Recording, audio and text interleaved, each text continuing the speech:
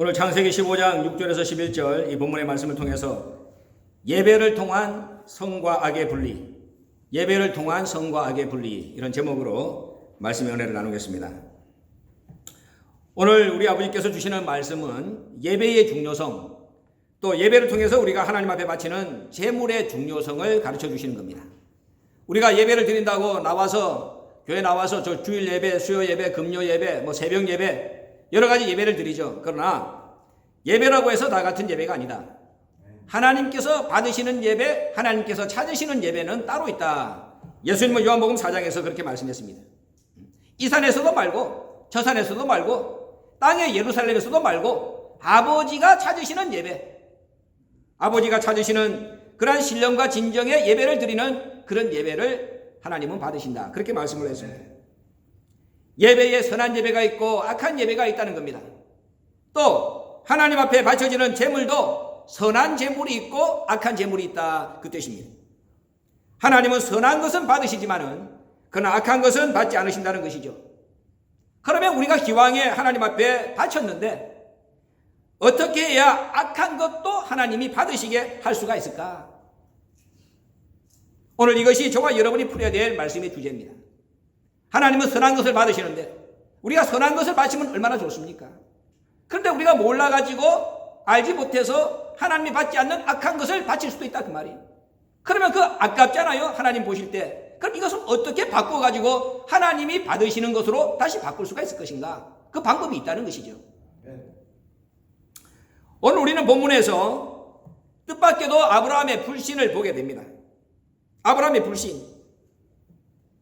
하나님께서 7절 말씀에 이 땅을 내게 주어서 업을 삼게 하려고 너를 갈대아 우르에서 이끌어냈다.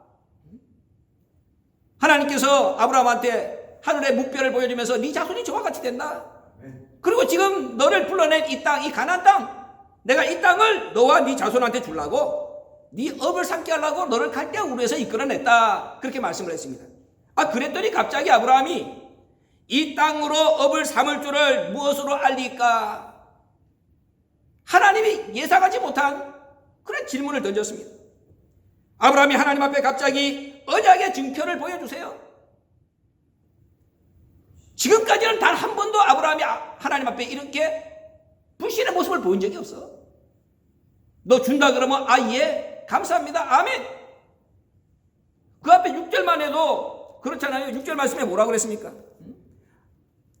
하나님께서 밖으로 데리고 나가가지고 하늘을 우러러 묵별을 셀 수 있나 봐라. 네 자손이 이와 같다. 아브라함이 여호와를 믿으니 여호와께서 이를 그의 의로 여겼다. 6절만 해도 그 불가능한 일을 믿어가지고 하나님이 의라고 인정을 해줬는데 갑자기 7절에서 이 땅을 니한테 업으로 주겠다 그랬더니 갑자기 아브라함이 하나님 앞에 증거를 보여주세요. 명백한 불신의 모습을 보인 겁니다. 이런 아브라함의 불신을 본 하나님께서 아브라함에게 제물을 드려라. 원후에는 네가 제물을 가져와라. 하나님께서 호통을 쳤습니다. 죄가 없으면 제물이 필요하겠습니까? 레위기 4장 3절 보면 죄가 없으면 제물을 바칠 이유가 없습니다. 죄 때문에 제물을 바치는 겁니다. 그러니까 아브라함이 죄를 가지고 있다는 것이죠. 하나님께서는 아브라함의 불신의 죄, 그것을 해결해 주려고 제물을 가지고 와라 명령을 하신 겁니다. 그리고 9절 말씀을 보면은 하나님께서 직접 네가 바쳐야 될 네 불신을 씻어낼 수 있는 제물, 어떤 것이라는 것을 그 품목까지 하나님께서 정해줬습니다. 나를 위하여 3년 된 암소, 3년 된 암염소, 3년 된 수양, 그리고 산비둘기와 집비둘기 새끼를 취하여서 가지고 와라. 원로 목사님께서는 이 말씀을 우리에게 주시면서 오늘 이 본문의 말씀을 해명하기 위해서는 먼저 전제로 3가지를 너희가 알아야 된다, 이렇게 말씀했습니다. 뭘 알아야 되느냐? 첫째, 생명나무와 선악나무의 관계를 알아야 된다. 두 번째, 가인의 제사와 아벨의 제사, 하나님이 어떤 제사를 받고 어떤 제사를 받지 않았는가, 그걸 알아야 된다. 그리고 오늘 본문의 말씀을 볼 때에 암소와 암염소와 수양의 중간을 쪼개고 그 쪼갠 것을 마주 대하여 놓아라, 이렇게 말씀했습니다. 그것이 무슨 이유인지, 거기에 어떤 뜻이 담겨 있는지 이것을 알아야 오늘 하나님께서 아브라함한테 가지고 오란 제물, 그 제물을 쪼개가지고 하나님이 받으시는 선한 제물로 만들라 하신 그 의미를 알 수가 있다. 그렇게 말씀을 했습니다. 그래서 오늘 원로목사님께서 주신 이 말씀에 근거해서 세 가지, 생명나무와 소낙나무의 관계, 그리고 가인과 아벨이 드린 제사의 차이, 그리고 이렇게 하나님 앞에 바치는 제물을 쪼개가지고 그것을 마주 대하라고 하신 그 이유, 그 해명을 통해서 오늘 아브라함의 불신을 씻어내는 하나님의 놀라우신 은혜, 그것을 우리가 함께 생각해 보도록 하겠습니다. 먼저 선악을 알게 하는 나무. 창세기 2장 9절을 보면은 하나님께서 동산을 만들고 에덴 동산을 만들고 그 동산 가운데에 생명나무와 선악을 알게 하는 나무를 뒀다, 이렇게 기록하고 있습니다. 그리고 창세기 2장 17절을 보면은 선악을 알게 하는 나무의 실과는 먹지 말라. 네가 먹는 날에는 정령 죽는다. 아담한테 하나님께서 명령을 했습니다. 하나님이 동산에다가, 동산 중앙에다가 생명나무와 선악을 알게 하는 나무를 만들어 놓고 그 다음에 아담 보고 말씀하기를 선악을 알게 하는 나무는 먹지 마라. 먹으면 네가 정령 반드시 죽는다, 그렇게 말씀했습니다. 자, 여기서 우리가 주의해서 말씀을 읽어야 될 것이 있죠. 뭐냐? 생명나무도 먹지 말라, 이렇게는 말씀하지 않았다는 것입니다. 그러면은 생명나무는 먹으라는 것이죠. 먹지 말라고 금한 것은 먹지 말고, 먹지 말라고 금하지 않은 것은 먹어라. 이게 하나님의 명령입니다. 그러면은 먹지 말라고 한 생명나무 그것만 먹으면 될 거잖아요. 그런데 인간은 그렇지 않은 거야. 꼭 하라는 거하고는 안 하면서도 하지 말라는 것을 골라서 하는 거야. 이게 인간이야. 하나님은 사람을 선만 알도록 창조했다 그랬습니다. 피조물은 악을 알면 안 됩니다. 만물의 영장인 사람은 생명나무 과실을 따먹고 선의 세계에서 진격하고 선만 추구하며 살도록 창조했다. 원로목사님이 이 말씀을 딱 하시면서 빨간 줄까지 꺼가지고 이렇게 기록해놨어요. 하나님은 사람을, 만물의 영장인 사람을 선만 알도록, 선만 추구하고 선의 세계에서 진격하도록, 그렇게 하나님이 사람을 만들었다는 거예요. 창세기 3장 22절에서 하나님이 말씀하기를 선악을 동시에 아는 것은 하나님만의 고유 영역이라 그랬습니다. 선악나무를 따먹고 아담과 하와가 타락했을 때에 하나님께서 말씀하기를 선악을 아는 일에 우리 중 하나같이 됐다, 하나님같이 됐다는 거야. 그러니까는 선과 악을 동시에 아는 것은 하나님만의 고유 영역이야. 그 영역을 침범하지 말라 했는데 아담은 침범했다, 그 말입니다. 사람은 악은 버리고 선을 택하는 존재로 지음받았습니다. 악을 버리고 선을 택하는 존재. 예수님의 탄생을 예언한 이사야 선지자가 이사야 7장 15절에서 그렇게 말씀했죠.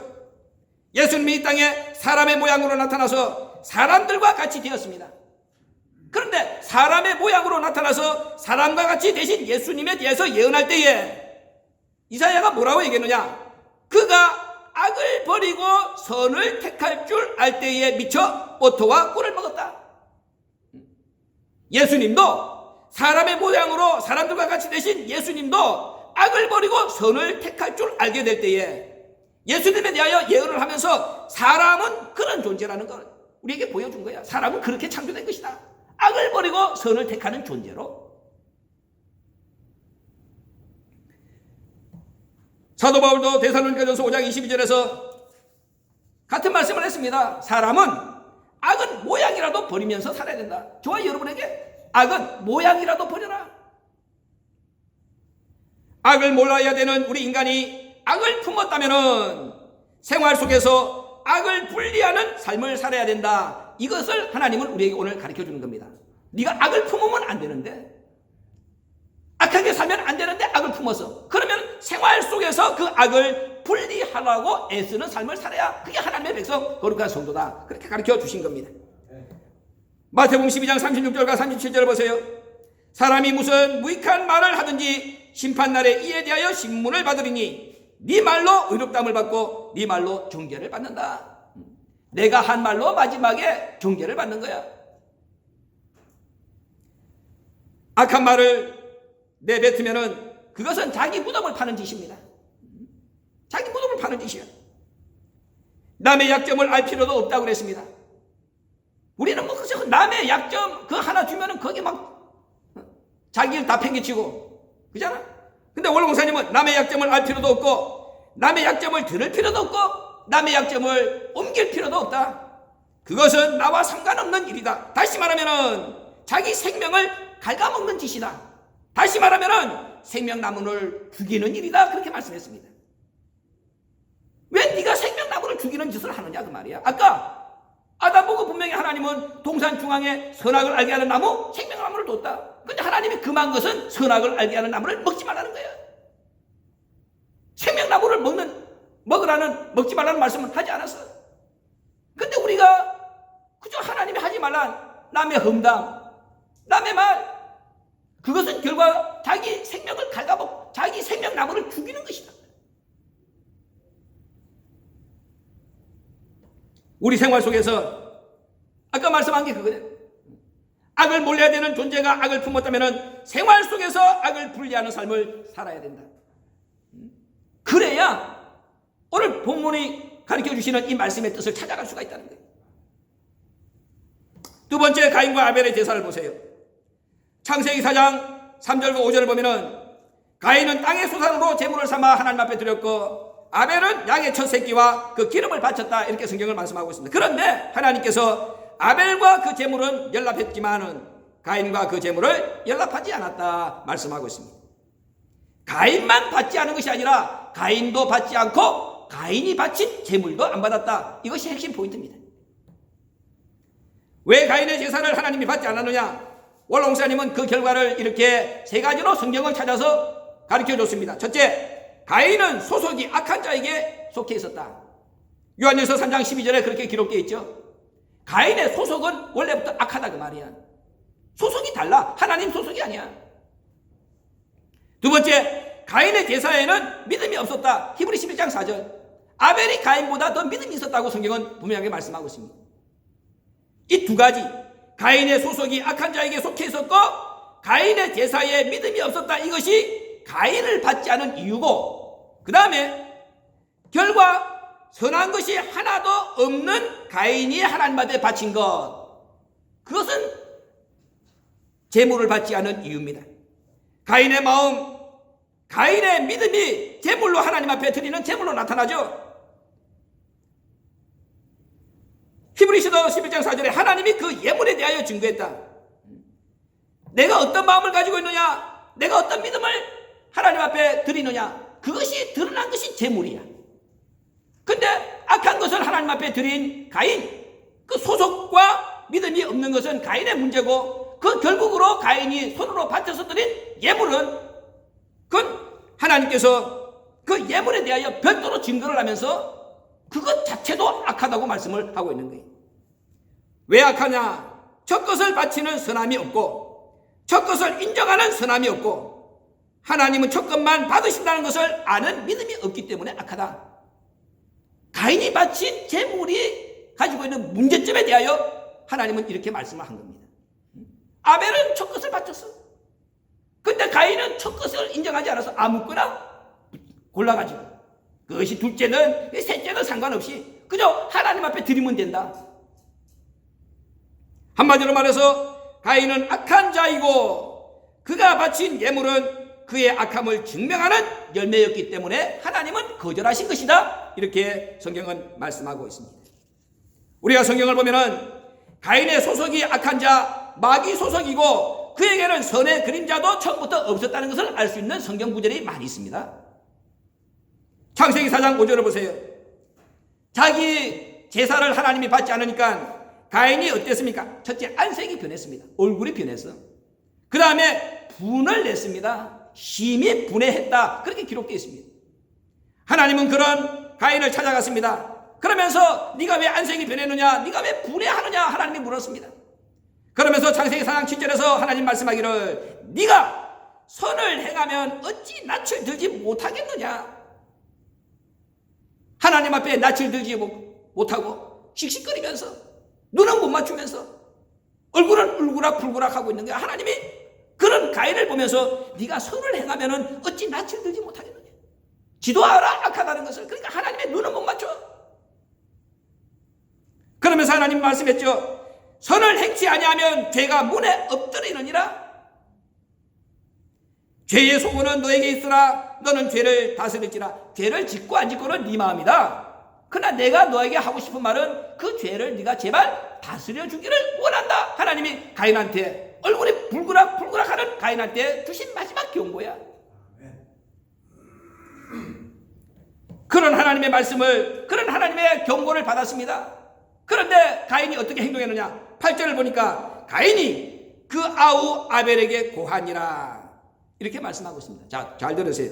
가인이 그 아우 아벨에게 고했다. 고했다는 말은 만나자고 연락을 연 거야. 이것은 하나님이 가인에게 주신 마지막 회개의 기회입니다. 왜? 아까 하나님이 네 얼굴이 왜 변했니? 네가 왜 분해하니? 내가 보니까는 네가 지금 죄를 지으려고 네 바로 마음 문 앞에 죄가 엎드려 있구나. 너는 지금 죄를 지으려는 마음이 충만하지? 그건 100%지. 나는 네 마음속에 그 죄를 네가 다스리기를 원한다. 하나님 그렇게 말씀해 줬어. 그럼 이제 하나님이 알아들었겠지 하고 하나님이 떠나신 겁니다. 그 다음에 8절에서 가인이 그 아우 아벨에게 고하니라. 아벨을 불러냈어. 만나자고. 그러면 하나님 입장에서는 가인이 어떻게 해주기를 바랐겠습니까? 원래 목사님이 여러 차례 이 말씀을 하셨죠? 아우를 만나가지고 아벨을 만나가지고 야, 하나님께서 내 재산을 안 받고 동생아 네 재산을 받았다. 근데 우리가 형제인데 우리 아버지도 재산을 그동안 못 드리지 않았느냐? 우리가 처음 재산을 드렸는데 내 거는 안 받고 네 걸 받았어. 내 마음이 좀 속상하다. 그런데 우리 아버지를 위해서라도 또 우리 가정을 위해서라도 내 제사도 받아야 우리 아버지가 기뻐할 거 아니냐. 동생 네가 중보가 좀 돼가지고 하나님이 네 제사는 받았으니까는 내 것도 좀 받아달라고 기도해 주라. 하나님이 가인에게 기대하시면서 마지막 권면해 주시고 가인에게 주신 마지막 회개의 기회가 바로 이거야. 동생을 만나서 그 얘기를 할 줄 알았지. 하나님께서 기대하신 가인의 선한 모습입니다. 그런데 가인은 그런 하나님의 기대를 끝내 저버리고 동생 아우를 돌로 쳐 죽였다. 이렇게 성경은 기록하고 있습니다. 하나님의 기대를 철저히 대신해버린 거죠. 짓밟아버린 거죠. 가인과 아벨이 제사를 드릴 때 사단이 그것을 옆에서 엿보고 있었다고 원로 목사님이 말씀했습니다. 가인과 아벨이 제사를 드리는데 하나님만 보고 있는 것이 아니라 사단도 그것을 옆에서 보고 있었다. 하나님이 세우시는 뜻 앞에는 반드시 사단이 엿본다. 그렇게 말씀했습니다. 참소거리 찾으려고. 하나님 아무개가 제사를 드리는데 저기 이런 흠이 있네요. 하나님이 조금이라도 흠 있는 것을 야, 네가 믿음이 그거밖에 안 되니까 어떻게 하겠냐고 받아줄까 봐 옆에서 이 사단은 불을 켜고 참소거리를 찾으려고 옆에서 엿보고 있는 거예요. 하나님은 아담한테 제사를 드리라고 명령하지 않았습니다. 왜? 마태복음 6장 24절에 아담의 마음속에 이미 주인이 둘입니다. 하나님도 주인이고 마귀도 주인이야. 이미 사단이 아담의 마음을 점령했다. 누가 보면 4장 6절에 그렇게 기록되어 있습니다. 그러니까 하나님이 저 제사는 내가 안 받아. 왜? 중간에서 마귀가 취할 거 아닙니까? 그러니까 하나님이 두 주인을 섬기고 있는 아담한테는 제사 드리지 마. 못 드렸습니다. 요한일서 5장 19절에 온 세상은 악한 자 안에 처했다 이랬습니다. 아담이 사단한테 지고 아담이 사단한테 참소거리를 제공하고 난 뒤에는 이 세상이 통째로 넘어간 거야. 사단이 예수님을 조롱할 때 시험할 때 그랬잖아요. 이것은 나에게 넘겨준 것이다. 누가 넘겨줬습니까? 아담이 넘겨준 거야. 그러니까 이 세상은 아담이 하나님의 말씀에 불순종하고 난 뒤부터는 이 세상은 악한 자에게 속한 거야. 그래서 사단이 하나님 옆에서 같은 자격을 가지고 엿볼 수가 있었다는 것입니다. 오늘 우리도 마찬가지야. 요한계시록 12장을 보세요. 붉은 용이 다 하늘에서 이 땅으로 전쟁에서 패가지고 쫓겨났어. 하나님이 뭐라고 그랬습니까? 너희를 밤낮 참소하던 자, 그 참소하던 자가 쫓겨났다. 그러면 그 참소하던 자가 쫓겨나가지고 땅으로 내려갔는데 그 놈들이 내려가가지고 얼마나 더 너희들에게서 참소거리를 찾으려고 혈안이 되어 있겠느냐? 빈틈을 보이지 말아라. 그 참소거리가 끝나야 우리가 사단을 반드시 삼는다고 히브리서 10장의 말씀을 하고 있잖아요. 그날이 세상 끝날인 거예요. 가인의 재물은 가증한 것입니다. 하나님이 첫것을 받으신다는 것을 인정하지 않았기 때문입니다. 하나님께서는 이 가인과 아벨이 드린 제사를 통해서 우리가 생활 속에서 또 예배 생활을 통해서 선과 악을 쪼개는 과정, 악을 차고 선을 분리해서 믿음의 터전을 확보하는 과정, 그 과정이 어떻게 이루어져야 된다 하는 것을 우리에게 가르쳐 주신 거야. 로마서 12장 9절에서 사도 바울은 악을 미워하고 선에 속하라고 말씀했습니다. 로마서 12장 21절에서 악에게 지지 말고 선으로 악을 이기라고 말씀했습니다. 이게 우리 생활 속에서 선과 악을 분리해내는 거룩한 자가 되는 과정을 우리에게 가르쳐 주신 거예요. 잠언서 8장 13절에서 여호와를 경외하는 것은 악을 미워하는 것이라. 시편 97편 10절에서 여호와를 사랑하는 너희여 악을 미워하라. 저가 그 성도의 영혼을 보존하사 악인의 속에서 건지시느니라. 하나님은 지금도 저와 여러분이 생활 속에서 끊임없이 이 사단의 참소를 이기면서 선과 악을 분리하는 그 이김의 전쟁을 하나님 앞에 열매로 바치기를 기다리고 있다는 것을 이렇게 설명을 해주고 있다는 것입니다. 바로 예배가 바로 그 가장 정점에 있는 선과 악을 분리하는 과정이야. 그런데 오늘 우리가 이 땅에서 하나님 앞에 드리는 예배의 모습을 한번 보세요. 가인의 제사가 많습니까? 아벨의 제사가 많습니까? 이 땅에서 들려오는 예배 드리는 자들의 모습을 저와 여러분이 눈이 있고 귀가 있다면 한번 평가를 해봐. 이 땅에 예배 드리는 자들이 수십만 명 있고 수억이 있는데 과연 그들이 드리는 예배가 다 가인의 예배인지 아벨의 예배인지 어떤 것이 더 많은지, 중보자가 있는 예배인지 중보자가 없는 예배인지 한번 생각해 보라는 거야.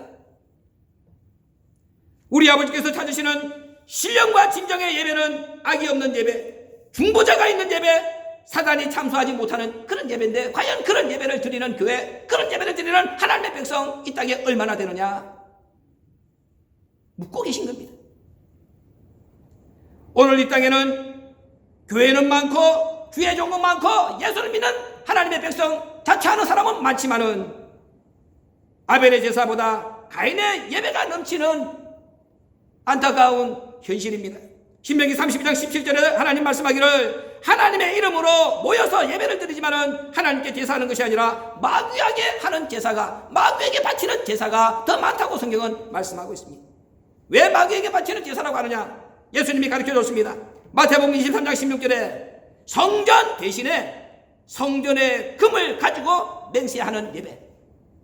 교회 나오면은 성전이 중요합니까? 성전에서 하나님 앞에 바치는 금덩어리가 중요합니까? 그런데 전부 이 바리새인들, 외식하는 자들은 성전에서 여러분들이 바치는 돈주머니 금덩어리에 더 관심을 갖고 있다 그 말이야. 가인의 예배야. 마태복음 23장 18절에서 제단 대신에 제단 위에 있는 예물로 맹세하는 예배. 하나님 앞에 피와 땀과 눈물을 쏟으면서 자기의 영혼을 바치는, 자신을 산재물로 바치는 이러한 예배가 아니라 제단 위에 있는 예물, 내가 얼마를 바쳤다, 내가 너보다 헌금 많이 했다, 그거 가지고 맹세하는 그러한 예배가 오늘 이 땅에 횡행하고 있다는 것이지. 하나님이 찾으시는 예배가 아니라 가인의 예배가 이 땅을 덮고 있다고 하나님이 한탄을 하고 있다는 것입니다. 그럼 우리가 드리는 예배를 자기 스스로가 자기 스스로에게 물으면서 점검을 하라 그 말이에요. 오늘 나는 하나님 앞에 어떤 마음을 가지고 왔는가? 아벨의 마음을 가지고 왔는가? 첫 것을 인정하고 하나님의 모든 것에 머리가 되십니다. 내가 드리는 제물의 양을 갖고 하나님은 우리한테 따지지 않았습니다. 그잖아. 네가 왜 이것만 바쳤느냐고 하나님이 언제 물었습니까? 첫 것. 헌금을 바치더라도 그 작은 돈이라 할지라도 원래 목사님이 우리한테 가르쳐준 건 뭡니까? 돈이 구겨졌으면 귀때기를 다 펴가지고 대림으로 데려가지고 가라도 가지고 나와라. 정성. 이게 아벨의 제물인 거야. 그저 내가 돈 좀 바친다 이래갖고 주머니에서 교회 나와가지고 미리 준비한 것도 아니고 주머니 또 열어가지고 보니까 앞에는 100불짜리가 있고 뒤에는 10불짜리가 있으니까 슬그머니 10불짜리를 양심이 있어갖고 하나 되더라도 두 장, 석 장 떡 해가지고 바치고 많이 바친 것처럼 동전에 끌렁끌렁하니까 다 털어가지고 헌금 바구니에는 이런 거는 하나님이 받지 않는, 말하지 않더라도 그건 이미 가인의 제물인 거예요. 생활 속에서 선과 악을 분리하면서 하나님 앞에 가까이 갈 수 있는 그런 거룩한 백성이 되라. 오늘 원로 목사님은 말씀을 통하여 우리에게 그것을 가르쳐주고 있다는 것입니다. 세 번째로, 그렇다면은 하나님께서 오늘 아브라함한테 재물을 바치라고 말씀을 하시면서 왜 그 재물을 쪼개서 마주 대놓으라고 했을까? 재물을 쪼갠 데는 크게 세 가지 이유가 있습니다. 첫째, 재물을 쪼개면 피가 흐르죠. 죽음의 피를 뽑아서 성결한 입장에 세우기 위해서. 하나님이 받으시는, 왜 죄 때문에 재물을 바친다 그랬잖아요. 그러니까는 죄 때문에 재물을 바칠 때에 그 재물을 잡아서 피가 흐르는데 그 피를 하나님은 뭐로 인정하느냐? 내가 하나님 앞에 범죄한 죽음의 피로 인정을 하는 거야. 그래서 그 재물을 통해서 흐르는 피, 내 속에 있는 죽음의 피를 하나님이 뽑아내는 거죠. 그것이 흘러나와야 하나님이 나의 불신을 씻어줘서 성결하게 했다는 증표가 된다 그 말이지. 그러니까 재물을 쪼개라, 첫째 이유입니다. 두 번째, 에덴 동산 가운데 생명나무와 선악나무가 있었는데 선악나무는 쳐다보지 말고 생명나무만 쳐다봐야 되는데 선악을 알게 하는 나무를 먼저 먹음으로 말미암아서 하나님 앞에 버림받은 아담과 하와를 생각하고 에덴 동산 가운데 생명나무만 쳐다보고 선악을 알게 하는 나무, 나의 삶 속에서 그런 선택의 경우가 찾아왔을 때 그것을 분명하게 갈라낼 수 있는 그러한 입장에 나를 세우기 위해서 하나님께서 두 번째로 그걸 보여주신 거야. 재물을 쪼개가지고 마주대라. 두 가지가 딱 마주대는 것을 봤을 때 어느 곳을 선택할 것인가? 생명나무를 붙잡을 것인가? 선악나무를 붙잡을 것인가? 세 번째, 피와 고난과 죽음 앞에서 서약을 하면은 그 계약은 절대로 준수를 해야 된다. 그것을 가르쳐 주려고. 그래서 재물을 쪼개는 것을 원로 목사님은 피의 언약이라 이렇게 말씀했습니다. 짐승을 쪼개서 피를 흘리게 한 후 그 사이를 지나며 맺은 언약을 지키지 않고 파기하게 되면은 짐승을 쪼갠 것처럼 하나님께서도 네 몸뚱아리를, 네 영혼을 딱 잘라가지고 죽게 만들어 버리겠다. 그것을 심을 교육시키는 거예요. 그래서 하나님께서 오늘 재물을 쪼개고 그것을 마주 대하여 나라 이렇게 말씀을 하신 겁니다. 생명으로 핏값을 치르게 하는 피의 언약. 그래서 이것이 무서운 언약이라고 원로 목사님은 말씀했습니다. 창세기 15장 17절 말씀을 보면 이렇게 바친 재물 어떻게 하나님께서 처리하셨느냐? 하나님이 받으셨습니다. 타는 횃불이 쪼갠 고기 사이로 지나갔다. 하나님이 아브라함한테 명령한 것처럼 아브라함이 그대로 했다는 겁니다. 재물을 제대로 쪼갰다는 겁니다. 쪼개서 죽음의 피를 쏟아냈다는 것입니다. 그리고 그 쪼갠 것을 보면서 아브라함의 마음속에 이제는 내가 어떤 경우에도 선택해야 되는 그 갈림길에 섰을 때에 하나님이 명령하시는 대로 해야 되겠구나. 그 마음 중심이 섰다. 하나님이 인정하신 것입니다. 그리고 아브라함의 마음이 내가 만약에 이것을 다시 파괴해버린다면 이 재물이 쪼개진 것과 같이 내 몸이 쪼개지는 경우를 당한다 할지라도 기쁜 마음으로 받아들이겠습니다라는 그 결심이 있다는 것을 하나님이 인정하시고 타는 횃불이 쪼갠 고기 사이를 지나갔다. 아브라함이 하나님 앞에 바친 그 재물을 하나님이 기쁘게 연락하셨다는 것을 성경은 그렇게 말씀하고 있습니다. 사도 바울은 고린도전서 9장 27절에서 자신은 날마다 자신을 쪼개는 삶을 살았다고 우리한테 간증합니다. 자기 몸을 쳐서 복종하게 했다. 사도 바울은 나가서 말씀을 전했습니다. 말씀을 전하고 돌아와가지고 늘 거울 앞에 자신의 모습을 비춰보면서 하나님의 말씀에 견주어서 자신의 한 행동을 비춰보면서 자신의 몸을 쪼개는 그러한 훈련을 게을리하지 않았습니다. 내가 사람들한테는 이렇게 말씀을 전했는데 과연 내 삶 속에 그런 열매가 있는가? 내가 말한 것처럼 내 삶 속에 진짜 선과 악을 제대로 가는 흔적이 남아있느냐? 아버지께서 받으시는 예배, 이런 예배라는 것을 내가 알고 가르쳤는데 과연 내가 오늘 생명나무를 선택한 그러한 자신 있는 모습을 가지고 우리 아버지 앞에 하루를 결산하고 있느냐? 사도 바울은 날마다 자신을 쪼개는 그러한 삶을 살았다고 성경은 말씀하고 있습니다. 자기가 버림받을까 두려워서, 자기가 혹이라도 하나님의 말씀으로 다른 사람들한테는 선을 가르쳐서 선을 취하게 했는데 자기는 그 나머지 악을 가지고 있는 존재가 되지 않을까, 그것이 두려워서 쪼개는 삶을 살았다고 사도 바울은 고린도전서 9장 27절에서 고백하고 있습니다. 쪼갤 때 악을 내어 쫓고 선만 생각하게 됩니다. 따라서 이 쪼개는 행위는 선과 악을 가르고 생명나무와 선악나무를 구별하는 행위가 된다는 것을 명심하시길 바랍니다. 하나님은 오늘 아브라함한테 제물을 바치되 3년 된 제물을 바쳐라 요구를 했습니다.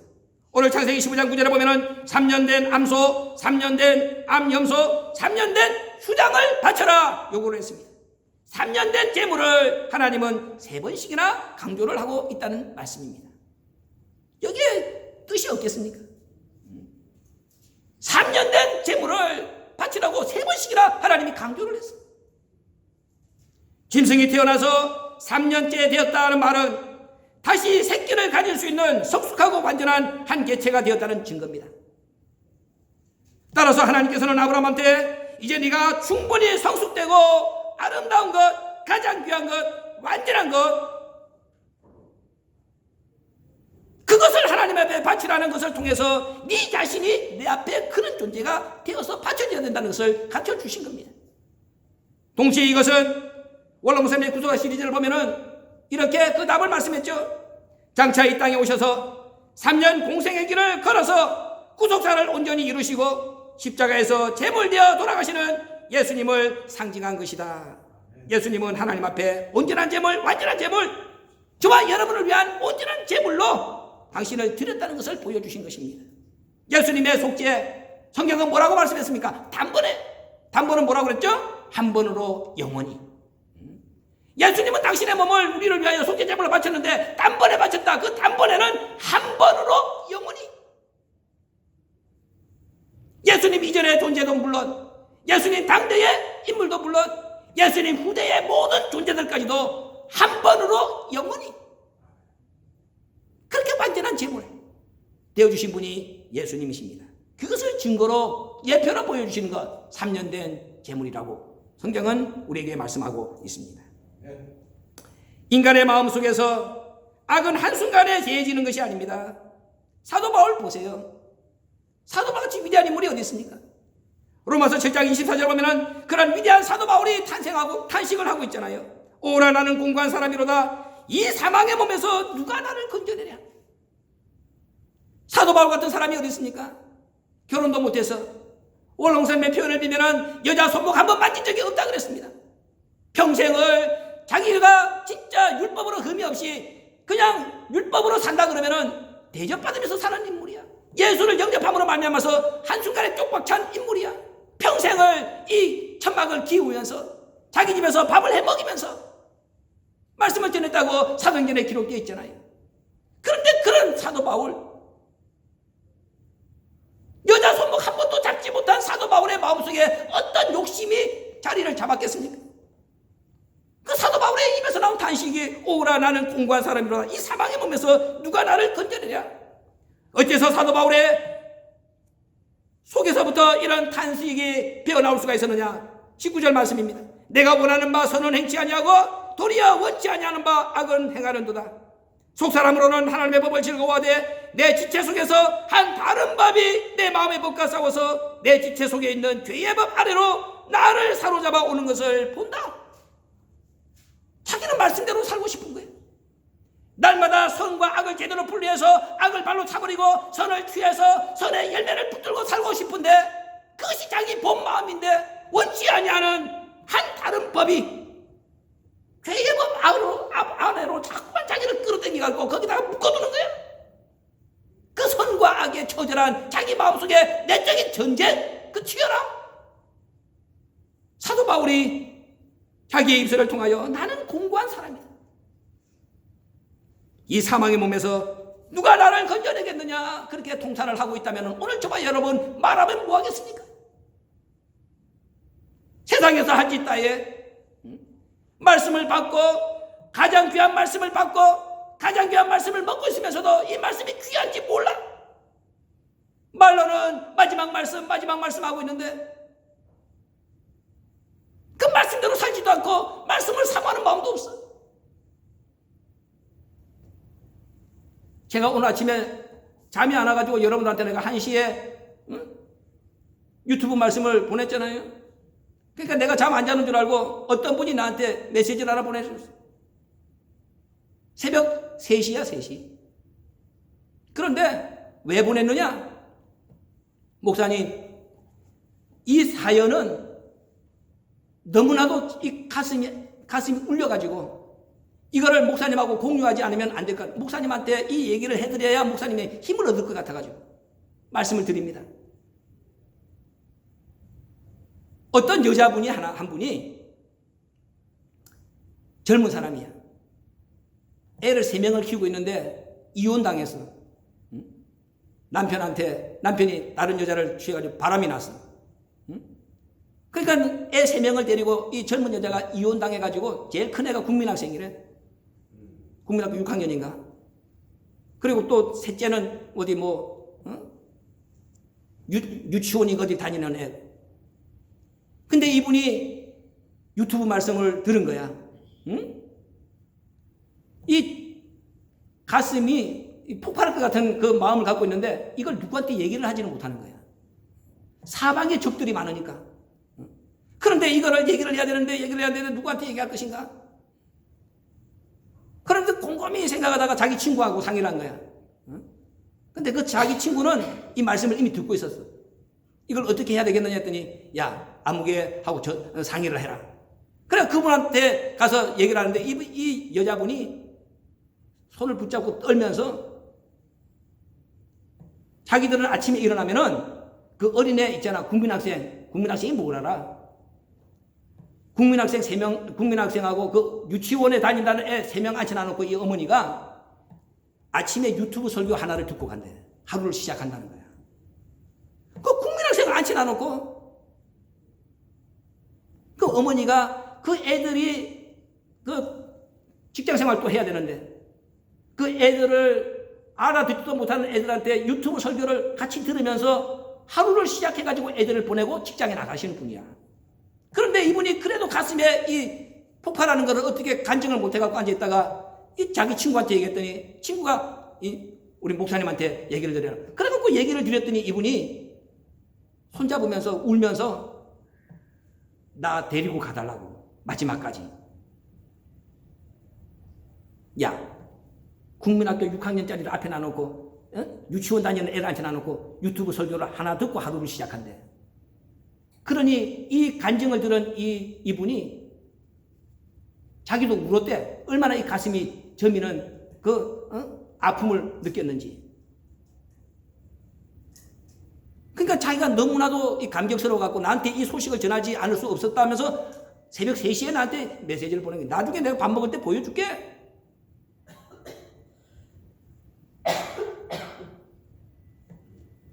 내가 여러분한테 메시지를 다 보내놓고 봐. 아, 이것들이 읽나 안 읽나.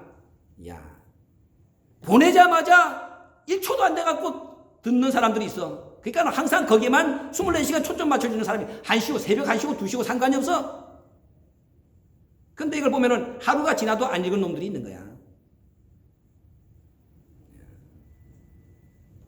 내가 여러 번 얘기하는 먼저 된 자가 나중되고 나중된 자가 먼저 되느니라.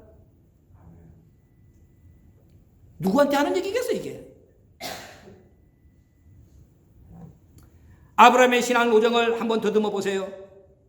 갈대아 우르에서 아브라함은 하나님의 영광을 체험하고 떠났습니다. 하란에서는 아비데라와 생이별을 하면서까지 말씀을 쫓아갔습니다. 하나님의 이끄심을 받았습니다. 318명의 사병을 이끌고 그돌라오멜과 그와 함께한 왕들을 격파하고 조카 롯을 구하고 멜기세덱의 축복까지 아브라함은 받았습니다. 그리고 하나님께서 친히 아브라함한테 내가 너에게 방패가 되어주고 내가 너의 상급이 되어줄게 약속도 받았습니다. 그런 아브라함이 오늘 본문에서 보는 것처럼 갑자기 하나님 앞에 불신을 보였습니다. 누가 생각납니까? 저와 여러분의 모습이 떠오르지 않습니까? 멜기세덱의 축복까지 받았다 그 말이야. 내가 너한테 방패가 되고 내가 너에게 상급이 되어줄게 하나님의 약속도 받았습니다. 그런데 오늘 아브라함이 갑자기 하나님 앞에 불신을 보였습니다. 아까 말한 6절 아브라함이 하나님을 믿으니 여호와께서 이를 그의 의로 여기셨다. 이 말씀까지 보장을 받았는데 왜 갑자기 본문에서 불신의 증표를 아브라함이 하나님 앞에 요구를 했느냐? 무엇을 우리에게 말씀하기를 원하시는 것일까요? 그 나라 갈 때까지 하나님의 뜻이 이루어질 때까지 선과 악의 분리 작업은 지속될 수밖에 없다는 것을 우리에게 보여주시는 겁니다. 다시 말하면 말씀 앞에 선자는 아무도 없다. 사도 바울은 로마서 12장 1절에서 너희 몸을 하나님이 기뻐하시는 거룩한 산제사로 드리라. 이는 너희의 드릴 영적 예배라 말씀을 했습니다. 고린도전서 15장 31절에서는 날마다 죽어야 된다고 가르쳐 주십니다. 시편 51편 17절에 상한 심령으로 살아야 하나님이 우리를 거들떠봐 주신다고 말씀을 했습니다. 누가복음 17장 37절에서는 죽음이 있는 곳에 독수리가 모인다는 말씀을 했습니다. 잘 들으세요. 죽음이 있는 곳에 독수리가 모인다. 산재물된 곳에 아버지가 오신다는 말입니다. 여기 죽음이라고 하는 단어, 죽음은 헬라어로 소마가 뭐라고 그랬습니까? 살아있는 육체. 살아있는 육체. 생명이 있는 곳, 선만 있는 곳, 거룩한 분리가 이루어진 곳, 그곳에 독수리가 옵니다. 그곳에 아버지가 다시 오신다는 거야. 예배는 이처럼 선과 악을 분리하는 거룩한 예식입니다. 저와 여러분이 드리는 이 예배는 선과 악을 분리하는 거룩한 예식. 시편 50편 5절에 성도는 제사로 하나님과 언약을 맺은 자라고 말씀했습니다. 하나님, 제사를 제대로 드릴 테니까 나를 하나님의 백성 삼아 주세요. 이렇게 언약한 성도들이 드리는 제사. 하나님, 나는 날마다 선과 악을 제대로 분리해서 살겠습니다. 하나님 기뻐하시는 모습으로 그렇게 약속한 사람들이 성도라는 거예요. 그렇다면 예배를 통하여 하나님께서 우리에게 생명나무 열매 말씀을 주실 때에 두려움으로 받아야 됩니다. 이사야 66장 2절에 사람의 말이 아니라 하나님의 말씀으로 이 말씀을 받아들이는 자, 책 잡으려고 듣지 아니하고 즐거운 마음으로 말씀을 듣는 사람, 그 사람들이 선과 악을 분리할 수가 있습니다. 기도도 감사함으로 드려야 됩니다. 축복하는 기도를 드리라는 말씀입니다. 불평과 원망은 접어버리고 저주의 기도는 마귀가 가로채게 하고, 우리는 악인을 위해서도 기도시는 죄를 범치 말라. 상대방이 안 받으면 그 기도가 내 품으로 돌아온다. 시편 35편 13절에서 말씀했습니다. 그런 기도가 선과 악을 가르는 거룩한 기도예요. 예물도 믿음으로 드리고 선한 예물을 하나님 앞에 바쳐야 됩니다. 미리 준비한 예물, 힘에 지나도록 자원해서 드리는 예물, 하나님은 그것을 선한 예물이라 고린도후서 8장 3절에 말씀을 했습니다. 이처럼 말씀을 통해서, 기도를 통해서, 예물을 통해서 선과 악을 제대로 분리한 거룩한 예배, 그 예배만 우리 아버지가 기쁘게 흠양하신다. 그렇게 오늘 말씀을 우리에게 결론적으로 주고 있습니다. 예배를 제대로 드려야 됩니다. 성도에게 가장 중요한 것은 예배입니다. 신명기 6장 5절에 예배는 마음을 다하고 성품을 다하고 힘을 다하여 하나님 앞에 드리는 것이라고 가르쳐줬습니다. 오늘 이 시간부터 형식적인 예배, 외식적인 예배, 가증스러운 예배, 가짜 예배, 땅의 예배, 습관적인 예배 다 빗자루로 쓸어버리고 선과 악이 분리된 향기나는 거룩한 예배, 우리 아버지를 기쁘시게 해드리는 이러한 예배를 통해서 우리 아버지 앞에 너는 예배의 승리자다. 시편 50편 5절에 네가 제사로 나와 언약을 했는데 나는 그 언약을 제대로 출수한 자라. 그렇게 인정받는 신광의 모든 권속 되어주시길 부탁을 드립니다. 우리가 드리는 모든 제물마다 우리 아버지께서 정말 타는 횃불로 받으셔가지고 내가 흠양하는 기쁜 제물이라고 인정할 수 있는, 나만 받는 것이 아니라 내가 바친 제물까지도 하나님 앞에 인정받는 그런 예배의 승리자들 다 되어주시길 주의 이름으로 부탁을 드립니다. 고마우신 아버지 감사합니다. 오늘 예배를 통해서 선과 악을 가르는 거룩한 훈련을 다시 한번 저희들에게 시켜주시니 진심으로 감사합니다. 우리는 지금까지도 정말 아브라함이 받은 것과 같은 그 모든 복을 다 받고 있음에도 지금도 우리의 마음속에 아직도 허한 것이 있다고 고백하는 안타까운 심정들이 있습니다. 그런 구멍을 통해서 오늘 아브라함이 보인 불신과 같은 것이 나타날 수 있다는 것을 우리 아버지께서도 경고를 해 주셨습니다. 우리에게 그런 구멍 나지 않도록, 구멍 난 것도 믿음으로 땜질하기에 인색하지 않도록, 그래서 우리 아버지께서 날마다 기쁘게 받으시는 거룩한 향기나는 흠양하시는 산제물로 자신을 즐겁게 바칠 수 있는 신광의 권속이 될 수 있도록 우리를 이끌어 주시옵소서. 예배의 승리자가 될 수 있도록 축복해 주시옵소서. 예수님의 이름으로 감사기도 올려옵나이다.